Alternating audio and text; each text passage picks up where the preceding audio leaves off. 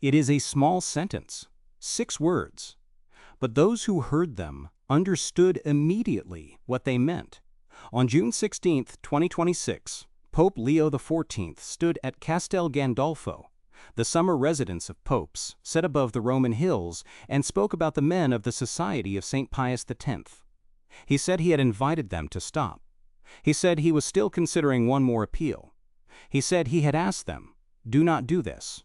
Let us try to live communion in the church." And then he said it, 6 words. And in those 6 words, something shifted.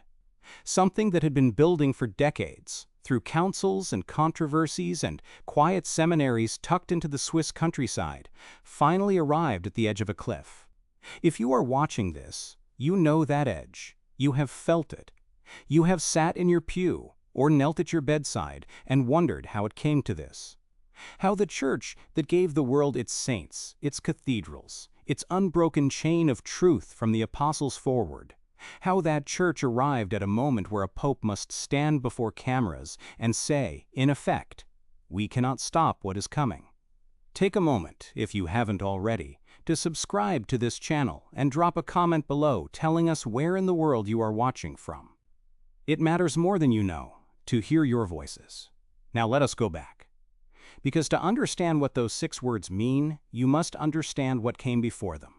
And what came before them is a story of conscience, of defiance, of a man who believed he was saving something the world was trying to bury. His name was Marcel Lefebvre.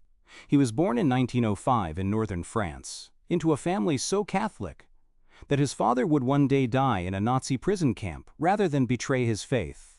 Marcel Lefebvre became a priest, then a bishop, then an archbishop. He served in Africa as an apostolic delegate. He was a man formed entirely by the old world, the world of Latin chant, of the immemorial Mass, of a church that spoke in one voice across every century and every nation. Then came the Second Vatican Council. Between 1962 and 1965, the church convened its bishops in Rome and emerged transformed. A new Mass was promulgated, the Novus Ordo, the Mass of Paul VI. The ancient Tridentine rite that had been the heartbeat of Catholic worship for 4 centuries was, in effect, set aside. The Council also issued declarations on religious liberty and the Church's relationship with other religions that, to Lefebvre and those who thought like him, represented a rupture with everything that had come before. Most bishops accommodated themselves to the new order. Lefebvre could not. In 1970, he founded the Society of St. Pius X. He did it quietly, in a village in the canton of Valais in Switzerland. The village was called Écône. He gathered a handful of seminarians. He received the blessing of the local bishop. He began to train priests the old way, for the old Mass according to the old faith. Rome grew uneasy. Then Rome grew hostile. Through the 1970s and into the 1980s, Lefebvre continued ordaining priests. Rome suspended him. He continued. Negotiations opened and collapsed. A date was set for a reconciliation. Then the reconciliation fell apart at the last moment. And so Lefebvre made a decision that would echo through every Catholic life, touched by tradition from that day forward. On June 30th, 1988, 38 years ago this month, Archbishop Marcel Lefebvre stood at the seminary in Écône under the Swiss mountain sky and consecrated 4 priests as bishops.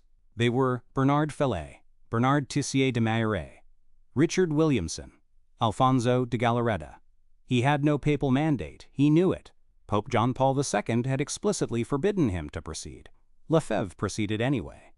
The next day, July 1st, 1988, Cardinal Bernardin Gantin, prefect of the Congregation for Bishops, issued a formal decree. Lefebvre, the 4 newly consecrated bishops, and the Brazilian co-consecrator Bishop Antonio de Castro Meyer had incurred automatic excommunication.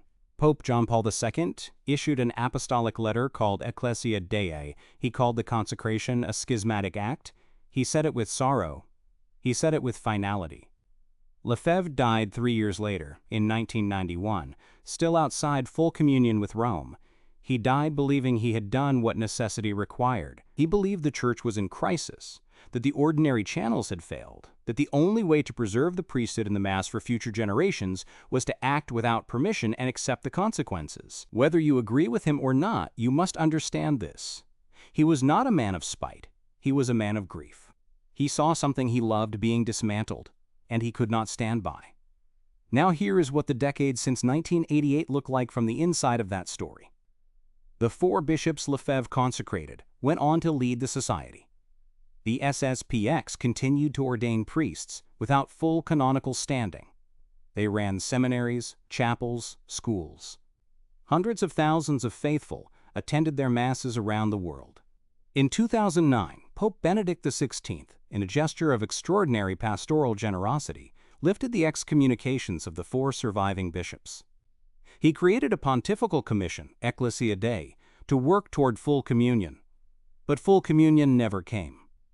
The society remained in what canon lawyers call a state of canonical irregularity.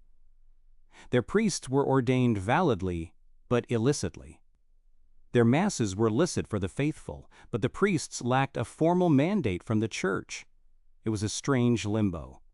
Not inside, not outside, not quite either.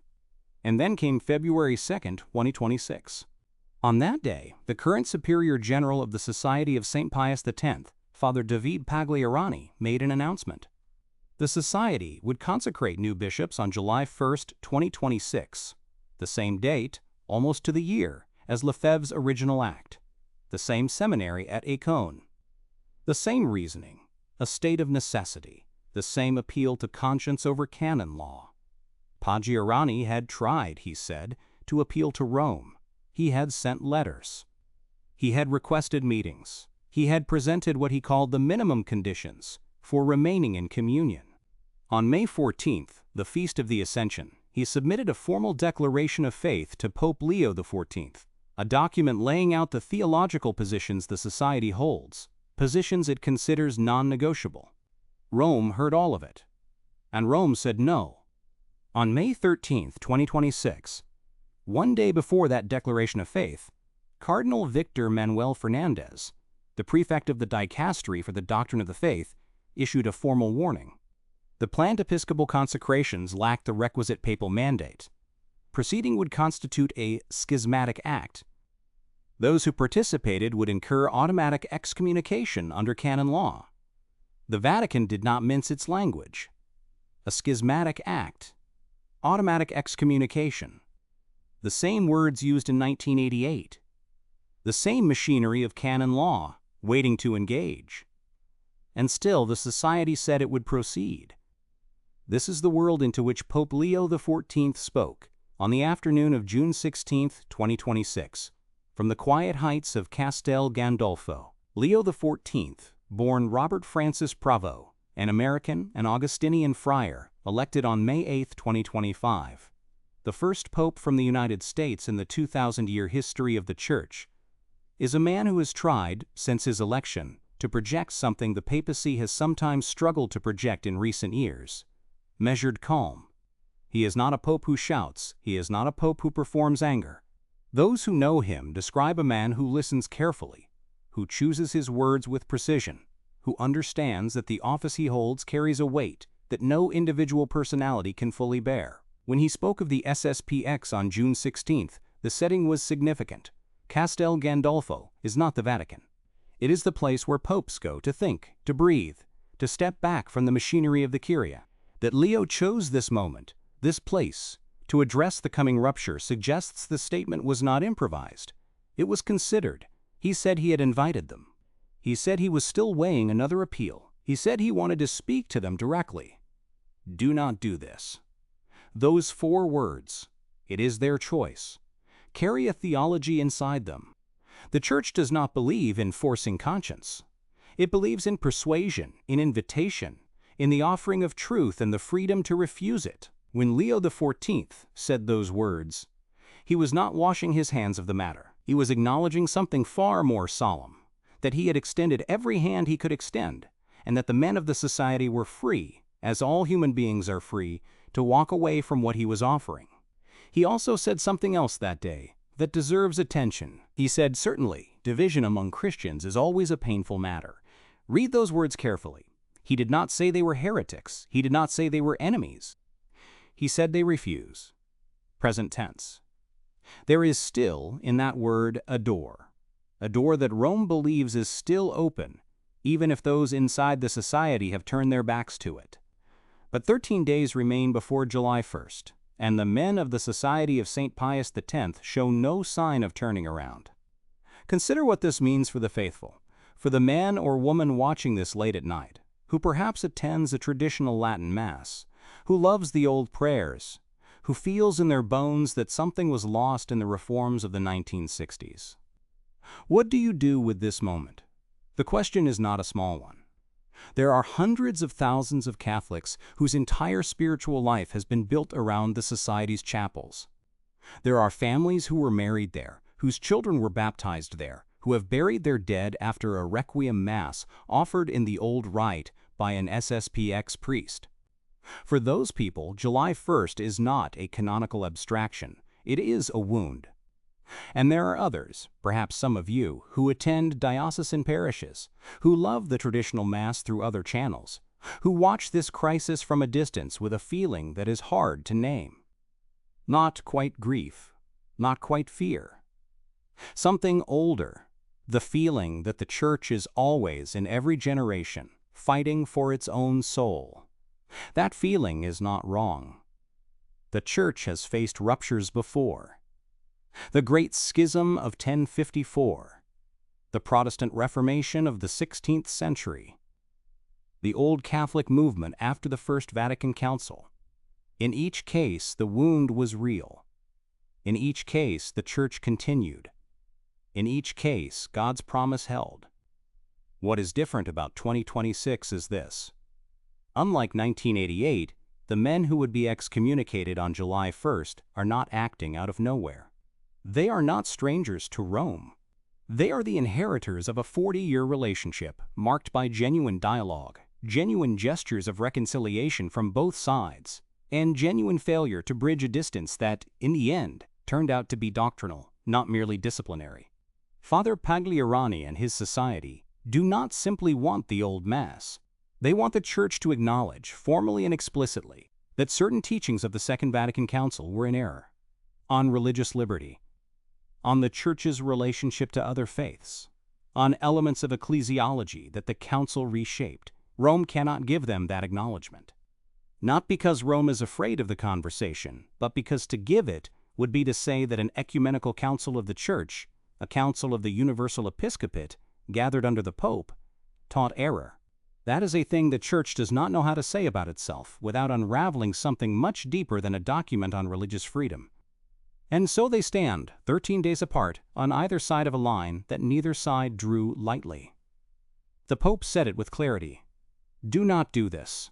Let us try to live communion. The Society has heard the words. Those close to the situation believe they will proceed anyway. What the faithful are asking now in chapels and living rooms and late-night prayer is this. What happens after July 1st? If excommunications are issued, will they hold?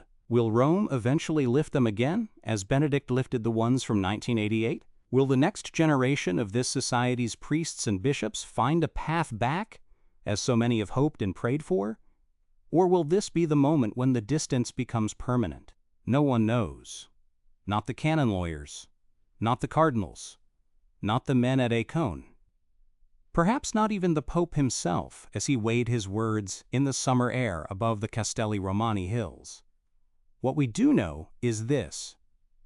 Pope Leo XIV has spoken. He spoke with sadness. He spoke with clarity. He left the door open and acknowledged, with the quiet authority of a man who holds the keys of Peter, that he cannot walk through it for anyone else. It is their choice. That sentence will be remembered.